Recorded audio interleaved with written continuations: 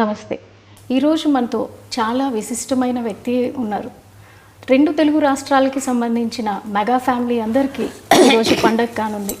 ఆవిడెవరో కాదు, ముద్దుగా అందరూ అంజనమ్మ అని పిలుచుకునే మన చిరంజీవి గారి తల్లిగారైన అంజనాదేవి గారు. అమ్మ నమస్తే. నమస్తే అండి. అమ్మ సినీ కళామ తల్లికి 3 స్టార్స్ని ఇచ్చారు. అదేవిధంగా 6 మళ్ళీ యువతరాన్ని ఇచ్చారు. సో ఇప్పుడు మనం పవన్ కళ్యాణ్ గారు డిప్యూటీ సీఎంగా బాధ్యతలు తీసుకొని 100 రోజులు గడుస్తూ ఉంది. సో దీని మీద మీ మనోభావాలు చెప్పండి. ఎలా ఫీల్ అవుతున్నారు? ఎంత కష్టపడ్డాడు అంత వాడికి సుఖం వచ్చింది పాపం. ఇప్పుడు అంత కష్టపడాలి కదా, ఇంకా ఎక్కువ కష్టపడాలి. ఇదివరకు అంతా కష్టపడ్డాడు, ఇప్పుడు ఇంకా ఎక్కువ బాధ్యత తీసుకొని బాధ్యత ఎక్కువైంది ఇప్పుడు వాడికి. మీ ఇంటి చిన్నోడు రాష్ట్ర ప్రజలందరికీ పెద్దన్న అయ్యాడు. దీన్ని ఎలా భావిస్తున్నారు?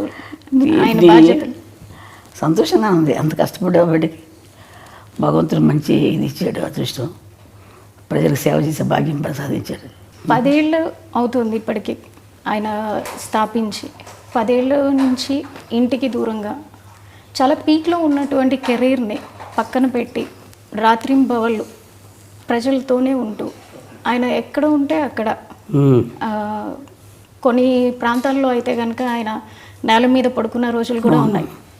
మంచినీళ్ళు దొరకని ప్రాంతాలు అంటే పాడేరు లాంటి ప్రాంతాల్లో కూడా ఆయన తిరిగి ఎప్పుడు పట్టుపరుపుల మీద ఉండే పర్సన్. ఒక్కసారిగా ఆ విధంగా ఉంటాం. అలా చూసినప్పుడు మీకు ఎలా అనిపించింది? బాధగా ఉంటుంది. మరి చెట్లు తిరుగుతున్నానంటే వారికి అవన్నీ ఏ లేదు. ఇంట్లో అయినా సరే ఎక్కడైనా అట్ట పడుకుంటాడు. అలా షూటింగ్ వచ్చేసి అలా ఆ సోఫాల మీద అలా పడుకొని నిద్రపోతాడు. గదిలో పడుకోవాలని లేదు. కష్టపడతాడు. ఇంత కష్టపడ్డానమ్మా అని కూడా చెప్పడు. నాకు బాధగా ఉంటుంది వాడు చేస్తుంటే, అట్లా అంత కష్టపడుతున్నాడే బిడ్డ అని చెప్పేసి. చిన్నప్పటి నుంచి కూడా ఏం అడిగేవాడు కాదు అసలు. చిన్నప్పుడు అదొకలా కామ్గా ఉండేవాడు అంతే మనిషి. అన్నం భోజనానికి రమ్మంటే కూడా వచ్చేవాడు కాదు. అందరూ వచ్చేవారు, వాడు లేట్గా వచ్చేవాడు భోజనానికి. ఇది కావాలి అది కావాలని ఏం అడిగేవాడు కాదు అసలు. మీకు చేతి వంట ఏది ఇష్టం ఆయనకి? వాడికి పలావ్ ఇష్టం. పలావ్ ఇష్టం తింటాడు. ఏదైనా తింటాడు కానీ పలావ్ అంటే కొంచెం బాగా ఇష్టం. మీతో ఉన్నప్పుడు ఆయన ఎక్కువగా పలావ్ తీసుకుంటారు అంటే వెజ్జా నాన్ వెజ్? అది కూడా నాన్ వెజ్. నాన్ వెజ్ అడగడు. ఇది కావాలి అది కావాలని అడగడు నన్ను. ఏది నాకు మనసు ఒప్పగా చేసి పెడతాను. పెట్టాలి కదా వాడికి పాపం, ఏది అడగడని చెప్పేసి. సో చిన్నప్పటి నుంచి నాకు ఇది కావాలని ఏది అడిగారు? అస్సలు అడిగేవాడు కాదు.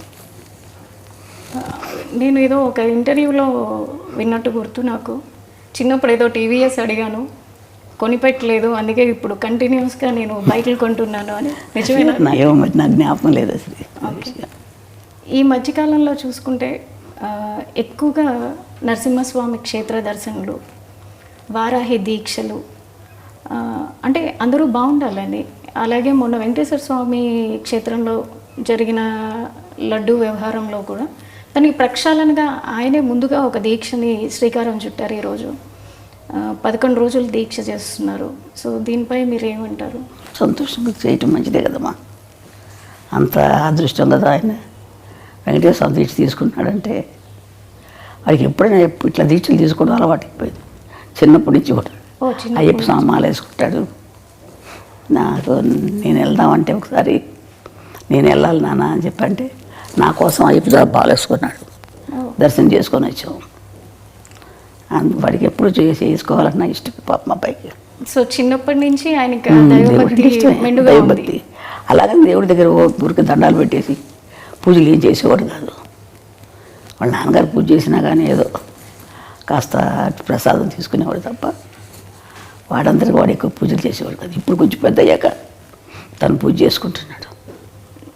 యోగ నరసింహస్వామి గుడి అని విన్నాము. పవన్ గారి అన్నప్రశ్న కూడా అక్కడే జరిగింది. దానికి సంబంధించి వివరాలు చెప్తారా? మేము తిరుపతి దర్శనానికి వెళ్ళాం. నేను మా వారు మిగతా పిల్లలందరూ తీసుకొని వెళ్ళాను. వెళ్తే అప్పుడు 6 నెలలు కరెక్ట్గా జరిగింది. ఆ రోజుకి వచ్చింది. 6 నెలలు వచ్చింది కదా, ఇక్కడే అన్నప్రాసన చేసేద్దాం అనిపించింది నాకు మనసులో. ఆయన దగ్గర ఎప్పుడూ ఒక కత్తి ఉంటుంది. ఈయన పోలీస్ ఆయన కదా, కొంచెం పోలీస్ డిపార్ట్మెంట్. అందుకే ఇంత చిన్న కత్తి ఉంటుంది. ఆ కత్తి పెట్టి ఏదో పుస్తకాలు ఉంటే పెట్టి దేవుడి ప్రసాదం ఇచ్చారు. వెంకటేశ్వర ప్రసాదం. ఆ ప్రసాదం పెట్టి అక్కడే యోగ నరసింహస్వామి దగ్గర పడుకోబెట్టేసి చేశాను. చూసి పడుకోబెట్టి ఇక్కడే చేసేద్దామంటే అన్నాను ఆయనతోటి, మా వారితోటి. ఇంక అంతకంటే అదృష్టం ఏముందిలే అని చెప్పి వాళ్ళకి చేశాను. చేస్తే ఆయన కత్తి ముట్టుకున్నాడు. తర్వాత పెన్ తీసుకున్నాడు. ఓకే, అంతే. సో దాన్ని ఎలా చూస్తారు మీరు? కత్తి పట్టుకున్నవారు కాబట్టి దాన్ని మీరు ఎలా భావించారు ఆ రోజున? ఏముంది, ఏం భావించాను, చాలా కోపం వచ్చిపోతాడు పిల్లడు. ఏదో ప్రజలకి ఏదో చేస్తాడని చెప్పి అనుకున్నాను నేను. అంటే అప్పుడే ఊహించారు మీరు? ఊహించాను, ఏదో చేస్తున్నాడు, కత్తి పట్టుకున్నాడు, ఏదో చేస్తాడు అనుకున్నాను. మరి పెన్ను పట్టుకున్న దానికి ఏమనుకున్నారు? అది చదువు తక్కువే వస్తుంది అనుకున్నాను. పెన్ను పట్టుకు వెనక రెండోసారి కదా చదువు. ఇది కష్టపడి పని చేస్తాడు, ప్రజల కోసం చేస్తాడు, ఏదైనా చేస్తాడు అనుకునేదని. కోపంగా అందరినీ రక్షించడానికి చేస్తాడు అనుకున్నాను. అంటే వాళ్ళ నాన్నగారు బాగా తిరుగుతారండి. ఆయన కూడా పోలీస్ డిపార్ట్మెంట్ కదా. ఆయన బుద్ధులన్నీ ఉన్నాయి ఆయనకి, ఆయన గుణాలే ఉన్నాయి ఆయనకి. ఈయన కూడా కొంచెం తిరగటం, కోపం అన్నీ ఉన్నాయి. ఆయన కూడా అట్లా తిరిగేవారు. ఆయన ప్రభావం ఆయన మీద చిన్నప్పటి నుంచి లేదా? చిన్నప్పటి నుంచి వాళ్ళ నాన్నగారితో బాగా ఎక్కువ ఉండేవాడు. అటాచ్మెంట్ ఎక్కువ. లాస్ట్ కదా వాళ్ళ నాన్నగారు లాగా ఉంటాడు, బుద్ధిగా. ఎక్కువ తిండి గురించి కానీ ఎక్కువ మాట్లాడు, మితంగా మాట్లాడతాడు, మితభాషి. అందుకని వాళ్ళ నాన్నకి ఇష్టం ఎక్కువ కంటే ఎక్కువ. అంటే అలాగని వాళ్ళ మీద లేకుండా లేదు. వీడు కొంచెం కామ్గా ఉంటాడు ఇంట్లో కూడా, ఎవరితో ఎక్కువ మాట్లాడేవాడు కాదు. మాట్లాడితే మా చిన్నమ్మాయి, లాస్ట్ అమ్మాయి కొంచెం దగ్గర, అందుకని దాంతో మాట్లాడేవాడు ఎక్కువ.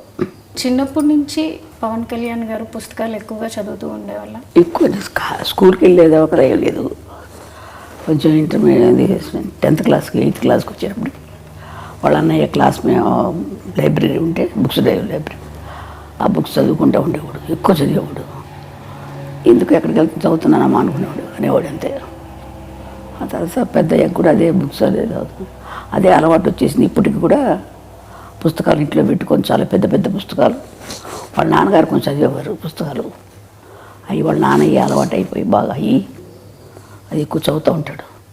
తర్వాత నాకు తెలియదు ఎన్ని పుస్తకాలు ఉన్నాయి. మొన్న చూస్తే నేను ఇంట్లో ఇన్ని పుస్తకాలు ఉన్నాయి, ఎక్కడ అవన్నీ చదివి అందుకని ఇంత ఇది వచ్చిందే వీడికి ఆలోచన అనుకున్నాను నేను. చిన్నప్పుడే అనుకున్నారా పెద్దయ్యాక ఏమవుతారు అనేది? నేను అంత ఆలోచించలేదమ్మా, ఊహించలేదు ఇలా అవుతారని అయితే అస్సలు అనుకోలేదమ్మా. నేను ఎవరి గురించి నేనేమో అనుకోను. వాళ్ళ అదృష్టాలను బట్టి జరుగుతుంటుందమ్మా. ఇంట్లో ఎక్కువ ఎవరితో అటాచ్మెంట్ ఉంటుంది? చిరంజీవి గారితో. ఆయన చిన్నప్పుడు వాళ్ళ అన్నయ్య బాగా దగ్గర తీసేవాడు, చిన్నపిల్లడు. ఇప్పుడు ఎక్కువ ఈ చిన్నవాడు కదా, ఆయన ఎత్తుకొని ఫోటోలు తీసుకోవడం, వాళ్ళ అన్నయ్య తమ్ముడిని చాలా జాగ్రత్త బాగా చూసుకునేవాడు. తమ్ముడు అంటే పెద్ద ఆయన. అట్లాగే పెద్ద అయినా కానీ వాళ్ళ అన్నయ్య వదిన ఇప్పటికీ వాళ్ళ అన్నయ్య వదినతో. అంటే మేము నెల్లూరులో ఉండేవాళ్ళం, మా వారికి జాబ్ అక్కడ. ఇంకా అందుకని మాకు ట్రాన్స్ఫర్లు అయ్యాయి. అందుకని పిల్లలు చదువులు సరిగ్గా ఉండవని చెప్పేసి నేను తీసుకెళ్ళిపోతానమ్మా అన్నాడు మా పెద్ద అబ్బాయి. కళ్యాణ్ బాబుని తీసుకెళ్తాను, అక్కడ చదివిస్తానని. అందుకని పంపించాను మెడ్రాస్కి. కళ్యాణ్ గారికి మీరు అన్నప్రసన్న ఇప్పుడే పేరు పెట్టి ఉంటారు కదా, చిన్నప్పుడు పెట్టిన పేరు పవన్ కళ్యాణ్ అయినా? లేదు, కళ్యాణ్ కుమార్ అని పెట్టాం, శ్రీ కళ్యాణ్ కుమార్ అని పెట్టాం. ఆ తర్వాత పవన్ అని ఎవరో పెట్టారంట, నాకు తెలియదు అది. ఇప్పుడు అన్నప్రసన్న చేసినప్పుడు మీరు ఖచ్చితంగా ఏదో సాధిస్తాడు అని అనుకున్నారు కదా. 10 ఏళ్ళు అవుతుంది పార్టీని స్థాపించి. దానికన్నా ముందు ప్రజారాజ్యంలో అన్నగారితో ఉంటూనే అక్కడ యూత్ వింగ్ చూస్తూ అప్పుడు ప్రజల్లోనే మమేకమై ఉన్నారు. అప్పటికే ఆయన సినిమాల్లో ఒక చేస్తున్నారు, కొంచెం ఎదుగుతూ ఉన్నారు. అంటే మళ్ళీ పార్టీల వైపు మొగ్గుతున్నప్పుడు మీరు ఎలా భావించారు? నాకు ఎందుకు ఈ పార్టీలో మనకి సినిమాల్లో చేసుకుంటే బాగుంటుంది కదా అనిపించింది నాకు. అనిపించిన వాడి ఇష్టం, మనం ఏం చెప్పగలం. అవి చేస్తానమ్మా, ఇది చేస్తానని. సో మీరు వాదించారా అప్పట్లో? వాదించలేదు, నేను ఎక్కువ వాదించను అసలు. వాడి ఇష్టం, వాళ్ళు పెద్దవాళ్ళు అయిపోయారు, వాళ్ళ ఆలోచనలు వాళ్ళకు ఉంటాయి కదా. మనకు పెద్ద నాలెడ్జ్ ఏముంటుంది, వాళ్ళకున్నంత ఉండదు కదా మనకి మాకు అని చెప్పి నేనేం ఎక్కువ వాదించేదాన్ని కదా. అడిగేదాన్ని, నాన్న సినిమాలు చేసుకోకూడదా, ఎందుకు ఇది మనకి ఇదంటే, ఏ లేదమ్మా అది ఇది అన్నీ చేసుకుంటాను. సో కొన్ని ఇంటర్వ్యూల్లో చిరంజీవి గారు కూడా ఒకానొక టైంలో ఏమైపోతాడో, కళ్యాణ్ గారు ఎక్కువగా పుస్తకాలు చదవడం, ఎక్కడన్నా ఏదైనా చిన్న అన్యాయం జరిగినా దాని వైపు ఆయన మొగ్గు చూపడం, ముందు దూకుతాడు దాన్ని. అది చూసిన తర్వాత నేను ఒకానొక టైంలో ఎక్కడ ఒక రెబల్ అయిపోతారో అని భయపడిన రోజులు కూడా ఉన్నాయి అన్నారు. సో మీరు కూడా అట్లా ఏమన్నా? నేను లేనప్పుడు దగ్గర లేను, మేము నెల్లూరులో ఉండేవాళ్ళు, మాకు తెలియదు, అది వాళ్ళ అన్నయ్యకి తెలుసు. సో ఇప్పుడు ఎట్లా చూస్తున్నారు అంటే ఈ 10 years ఫ్యామిలీని వదిలేసి ఆయన ఉండి కష్టపడి ఇప్పుడు డిప్యూటీ సీఎంగా ఉండి వచ్చిన వెంటనే ఆయన మార్క్ ఎక్కడైనా చూపిస్తారు. మొన్న వరదల్లో చూసుకుంటే కనుక వచ్చిన రోజే ఆయన వచ్చిన వెంటనే ఇమ్మీడియట్ యాక్షన్ చూపించారు. వచ్చాను, తను పని చేసుకున్నారు. అట్లాగే ఎన్నైతే మనకి పంచాయతీలు ఉన్నాయో ప్రతి పంచాయతీకి డబ్బు అందాలన్న ఉద్దేశంతో ఆయన పంచాయతీలకి డైరెక్ట్గా అమౌంట్ని డొనేట్ చేయడం జరిగింది. సో ఆయన మార్క్ ప్రతి చోట కనిపిస్తుంది పొలిటికల్గా. ఇంతకుముందు మీరు చాలామంది రాజకీయ వ్యక్తులను చూసుంటారు, ఇప్పుడు ఆయన చేస్తున్న విధానాన్ని చూస్తున్నారు, అది మీకు ఎట్లా అనిపిస్తుంది? మా అబ్బాయి మంచి పని చేస్తున్నాడు అనిపించింది నాకు. వాడు ప్రజలు సేవ చేస్తున్నాడు, చాలా సంతోషం. ప్రజలకు సేవ చేయాలి కదమ్మా, మనకున్నది మనం తింటాం కాదు కదా, నలుగురు పెడితేనే కదా మంచిది, సహాయం చేస్తేనే కదా. అంతే, ఎంతసేపు ఇంకా మనం ఉంది కదా అని మనమే తినేస్తూ ఉంటే వాళ్ళకి సహాయం లేకుండా ఎంతమంది అల్లాడుతున్నారు జనాలు పాపం. మన పాటికి మన జరిగినప్పుడు ఎంత బాధ కలిగిందో నాకు అసలు అయితే.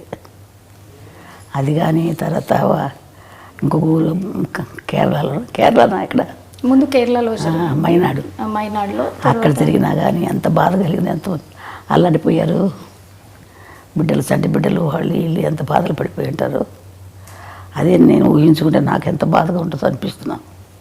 చూస్తుంటాను టీవీలో వార్తలు, చాలా బాధ కలుగుతాము. అలాంటి వాళ్ళకి సేవ చేయాలి, తప్పదు. ఏదో మనకు శక్తి కొద్ది మనం చేస్తే మంచిదే కదా, వాళ్ళకి సహాయం చేస్తే. సెలబ్రిటీగా మీరు అనుకున్నట్టుగా సినిమాలే చేసుకుంటూ ఉంటే ఆయన డొనేట్ చేసి వదిలేయటం జరిగేది. కానీ క్షేత్రస్థాయిలో ఆయనే ఉండి పొలిటీషియన్ అయ్యాక క్షేత్రస్థాయిలో ప్రతి ఒక్కరికి దగ్గరుండి ఆయనే ప్రతిదీ అందేలా చూసుకుంటున్నారు. సో ఈ విధానాన్ని మీరు ఎలా చూస్తారు? మంచి విధానం కదా మాది, వాడికి చేసేది మంచి విధానమే. అందరికీ కూడా సర్దుకుంటాం, అందరికి సహాయం చేయటం అనేది అంత కలిసి అంత బుద్ధి పుట్టాలి కదా చేయటానికి, అంత ఆలోచన రావాలి కదా. మంచిదే కదా మాకు చేసే బుద్ధి ఉంది. వాళ్ళ నాన్నగారికి కూడా ఉంది కొంచెం బుద్ధి, సేవ చేసే బుద్ధి. కళ్యాణ్ గారి ప్రస్థానం చూసుకుంటే అటు కెరీర్ వైజ్ కానీ ఇటు పొలిటికల్గా కానీ ఆయన మీద వాళ్ళ తండ్రి గారి ప్రభావం ఎక్కువ ఉందనుకుంటున్నారా, లేదా ఇంకెవరైనా ప్రేరేపణ ఉంది అనేది? ఇంకేం లేదు, వాళ్ళ నాన్నగారి ప్రభావం ఎక్కువ ఉంది. ఆయన ఇట్లాగే దాన ధర్మాలు చేసి సహాయం చేసేవారు, అందరికీ చేసేవారు. అదే బుద్ధి ఈయనకి కూడా వచ్చింది కొంచెం. అంటే అందరికి ముగ్గురికి ఉంది కొంచెం. ఈయన ఎక్కువ రాజకీయాలు ఉండబట్టి ఎక్కువగా కలిసేసుకుంటారు. సినిమా ఫీల్డ్లో ఉండగా కూడా అందరికీ సహాయం చేసేవారు, సినిమాలు యాక్ట్ చేసేటప్పుడు కూడా. ఇప్పుడు మీరు డిప్యూటీ సీఎంగా మీ అబ్బాయిని చూస్తున్నారు, తర్వాత నెక్స్ట్ ఇంకేమన్నా ఎదగాలని అనుకుంటున్నారా? ఏ స్థాయిలో మీ అబ్బాయిని చూడాలనుకుంటున్నారు? నేను అంత ఆశ లేదమ్మా నాకు, నేను అంత ఆశపడలేదు, అంత ఆలోచించలేదు. దేవుడు ఎలా చేస్తారో జరుగుతుంది అంతే. అంటే నేషనల్ వైడ్గా కూడా ఆయన మార్క్ పొలిటీషియన్గా మిగతా పొలిటీషియన్తో కంపేర్ చేసుకుంటే కనుక కళ్యాణ్ బాబు గారు వెళ్తున్న విధానం కావచ్చు, అటు డివోషనల్గా కావచ్చు, బీజేపీతో అలయన్స్ అవటం వల్ల కావచ్చు, ప్రతి ఒక్కరిలోనూ ఒక చైతన్యం వస్తుంది. సో ఆయన నేషనల్ లీడర్గా ఎదగాలని మీరు కూడా అందరితో పాటు ఆశిస్తున్నారు అనుకుంటా. వాడు ఇప్పుడు అనుకోలేదు కదా ఇలా ఇప్పుడు సీఎం అవుతాడు, అదే అలా జరుగుతుంది, ఆటోమేటిక్గా అవి జరుగుతాయి అట్లా. అంతే కదా, మనం ఆలోచించేది కొద్దిగా జరగవు కదా. దేవుడు ఎట్లా చేసుకుంటారు, భగవంతుడు ఎట్లా చేస్తాడు అట్లా చెప్తాడు. పవన్ కళ్యాణ్ గారు వారి తండ్రి గారైన వెంకట్రావు గారి నుంచి చాలా వరకు ఆయన బుద్ధులే క్యారీ ఫార్వర్డ్ అయినాయి అని మీరు చెప్పారు. అదేవిధంగా ఆయన వెళ్ళే పద్ధతిలోనే కళ్యాణ్ గారు కూడా ఎక్కువగా వెళ్తూ ఉంటారు. కళ్యాణ్ గారికి చిన్నప్పుడు వారి తండ్రితో ఏ విధమైనటువంటి బాండింగ్ ఉండేది? ఎక్కువ ఆయనతోటి బాగానే ఉండేవాడు. చిన్నప్పుడు కొంచెం పట్టుదల ఎక్కువైంది పిల్లడికి. ఏదైనా సరే నాకు ఇది కావాలంటే కావాలంతే, చెయ్యాలనుకుంటే చేస్తాడు. ఆ పట్టుదల ఉంది. ఒకసారి మా అమ్మగారు ఊరు మా మొగల్తూరు, వెస్ట్ గోదావరి మొగల్తూరుకి ఆయన నేను తీసుకెళ్తానని చెప్పి ఆయన వెళ్తున్నారు. మా వారు మా అమ్మ వాళ్ళ ఇంటికి వెళ్తుంటే ఈయనకి రమ్మని చెప్పారు. అందరం వెళ్దాం అనుకుంటే ఆ రోజు ఇంకెందుకులే ఇప్పుడు వెళ్తాం అని చెప్పేసి మానుకోవాల్సి వచ్చింది. ఏదో కొంచెం కారణాల వల్ల మానుకున్నా అంటే, కాదు నాన్న వెళ్ళాల్సిందని చెప్పి పట్టుబట్టాడు. చెప్తుంటే వినేవాడు కాదు, మొండికి ఎత్తేసేవాడు. వెళ్ళాలి తప్పదు నాన్న తీసుకెళ్తాను. వద్దురా నాన్న తర్వాత వెళ్దాం మనం అంటే ఇన్నే వచ్చి అమ్మ కొట్టారు. కొట్టిన తర్వాత అప్పుడు మానేశాడు. పట్టుదల ఎక్కువ చిన్నప్పటి నుంచి కూడా. ఇది చెయ్యాలంటే చేసేసేవాడు అంతే. మరి మన ఫోన్లో ఎందుకు లేదా నువ్వు ఊరుకోడు. ఇప్పుడు అదే పట్టుదల వచ్చింది అడుగు. ఏదైనా చేయాలని కూడా చేస్తాడు.